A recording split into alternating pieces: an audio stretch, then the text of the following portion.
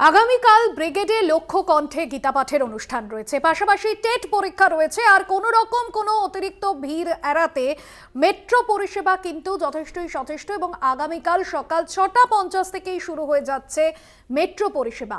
আগামীকাল কলকাতার ব্রিগেডে লক্ষ্য কণ্ঠে গীতাপাঠের অনুষ্ঠান হিন্দু সংগঠনগুলির তরফে, পাশাপাশি একই দিনে রয়েছে টেট পরীক্ষা। ভিড় সামলাতে অতিরিক্ত মেট্রো পরিষেবা রয়েছে রবিবার এবং যাত্রীদের কথা মাথায় রেখেই মেট্রো পরিষেবা মেট্রো কর্তৃপক্ষের সকাল 6:50 থেকে মিলবে এই মেট্রো।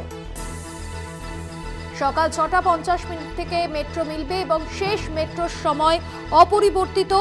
রবিবারের দিনে যাতে কোনো রকম কোনো যানবাহন নিয়ে সমস্যায় না পড়তে হয় পরীক্ষার্থীদের, পাশাপাশি সকল যাত্রীদের কথা মাথায় রেখে মেট্রো কর্তৃপক্ষের এই সিদ্ধান্ত। ভিড় সামলাতে অতিরিক্ত মেট্রো পরিষেবা থাকছে রবিবার সকাল 6:50 থেকে চলবে মেট্রো।